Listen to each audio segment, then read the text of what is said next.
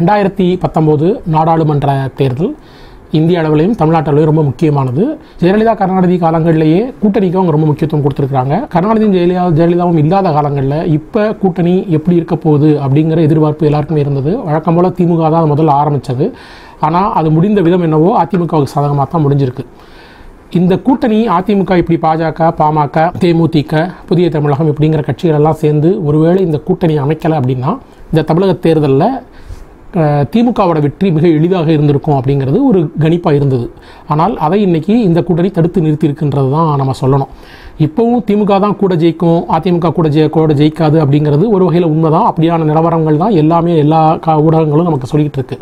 ஆனால் அந்த வெற்றி ரொம்ப எளிமையானதாக இருக்காது அப்படிங்கிறத அந்த எண்ணத்தை கொண்டு வந்தது இந்த அதிமுக கூட்டணி கொண்டு வந்திருக்கு. அது ஒரு கூட்டணி விஷயத்துலையும் இந்த தேர்தல் பிரச்சாரம் தொடங்கக்கூடிய விஷயங்கள்லையும் அதிமுகவோட ஒரு பெரிய ப்ளஸ் பாயிண்ட்டு, ஒரு அட்வான்டேஜாக அமைஞ்சிருக்கு. 96 தேர்தல் ஜெயலலிதா மிக மோசமாக தோற்கடிக்கப்பட்டார்.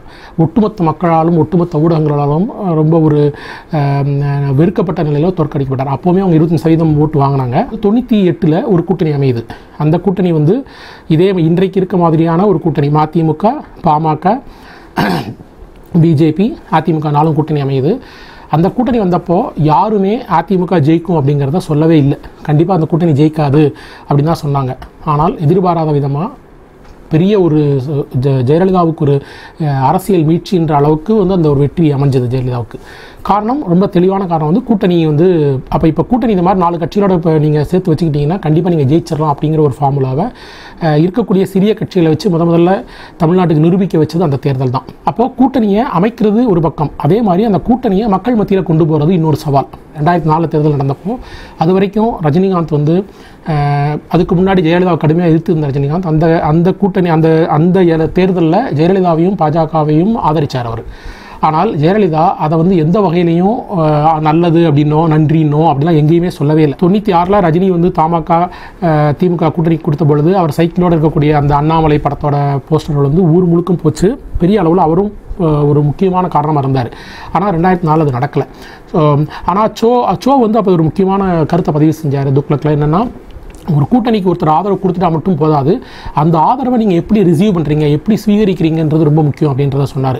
எந்த கூட்டணி உருவாகுதோ அந்த கூட்டணியை கடைசி மட்ட தொண்டன் வரைக்கும் கொண்டு போய் சேர்க்க வேண்டியதோடு அத்தனை தலைவர்களோட கடமை. ஆனால் ஜெயலலிதா இந்த விஷயத்தில் அவங்க கூட்டணி தலைவர்களை ஒரு எல்லையிலே தான் நிப்பாட்டி வச்சுருப்பாங்க. ரொம்ப ஒரு இதெல்லாம் அன்பு, நட்பு, ஒழுகுறது அதெல்லாம் காமிக்க மாட்டாங்க. ஆனால் கருணாநிதி அந்த மறுபக்கத்தில் இருப்பார். ரொம்ப அன்பு, கூட்டணியே இல்லைன்னா கூட ரொம்ப அன்பாக இருக்கிறது, நட்பாக இருக்கிற மாதிரி சொல்கிறது, அவங்களுக்கு ரொம்ப மரியாதை கொடுத்து பேசுறது, ரொம்ப விரக்தியில் பேசுறது, இப்படி எல்லா விதமான விஷயங்களையும் செய்வார். ஏன்னா நாளைக்கு எந்த காலத்துலையும் அவங்க கூட கூட்டணி வைக்க தேவை இருக்கலாம் அப்படிங்கிறது அவரோட எண்ணம். ஜெயலலிதாவுக்கு அந்த எண்ணம் உண்டு. ஆனால் நம்ம ஜெயிக்கக்கூடிய கட்சியாக இருந்தால் நம்ம என்னதான் அவங்களை நிராகரித்தாலும் அவங்க நம்மளை தேடி வருவாங்கன்ற நம்பிக்கை ஜெயலலிதாவுக்கு இருந்தது. ஒவ்வொரு கட்சியும் இந்த தேர்தலுக்கு மிக சமீபத்து காலம் வரைக்கும் ஒருத்தர் கடுமையாக விமர்சிச்சிருக்கிறாங்க. அதிமுகவை பாஜக விமர்சிச்சிருக்கு, பாஜகவை அதிமுக விமர்சிச்சிருக்கிறாங்க, பாமக அதிமுகவை விமர்சிக்காத விஷயங்களே இல்லை. ஆனால் இந்த கூட்டணின்னு ஆரம்பிக்கும் பொழுது அவங்க முதல்ல பண்ணது ஒருத்தரை சந்தித்து பேசிக்கிட்டு நாங்களெல்லாம் தலைவர்கள்லாம் ரொம்ப ஒற்றுமையாக இருக்கோன்ற மாதிரி காமிக்க வேண்டிய ஒரு கட்டாயம் இருந்தது. அது ரொம்ப தெளிவாக செஞ்சாங்க, இப்போ வரைக்கும் செஞ்சுருக்கிறாங்க.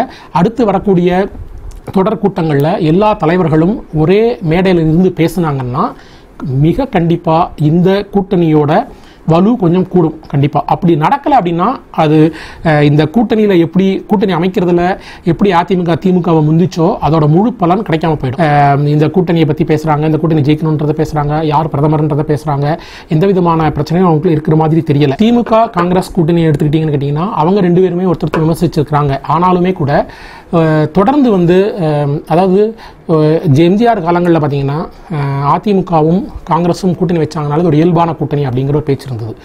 ஆனால் அந்த காலகட்டம் மாறி இப்போ திமுக காங்கிரஸ் கூட்டணி தான் ஒரு இயல்பான கூட்டணி அப்படிங்கிற எண்ணம் மக்கள் மனசுக்குள்ளே வந்துருச்சு.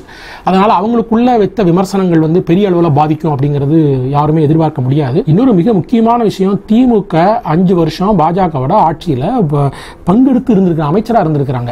குஜராத் கலவரத்துக்கு அப்புறம் நீங்கள் என்ன பேசுனீங்க அப்படிங்கிறத திமுக பார்த்து கேட்க தான் செய்கிறாங்க. ஏன்னா தொடர்ந்து பல காலங்களில் நம்ம பார்த்துருக்கோம் கூட்டணி வைத்த கட்சிகள்லாம் எப்படி ஜெயிச்சிருக்காங்க அப்படிங்கிறத பார்த்துருக்கோம். மக்கள் அந்த கேள்வியெல்லாம் கேட்பாங்க. ஆனால் ஓட்டு போடும் பொழுது அவங்களுக்கு எந்த கூட்டணி ஜெயிக்க அல்லது எந்த கூட்டணி நமக்கு தேவை ரெண்டையும் சேர்ந்து பார்த்து தான் முடிவு பண்ணுவாங்க. அதே மாதிரி தான் இந்த தடவை நடக்கும்னு நினைக்கிறேன்.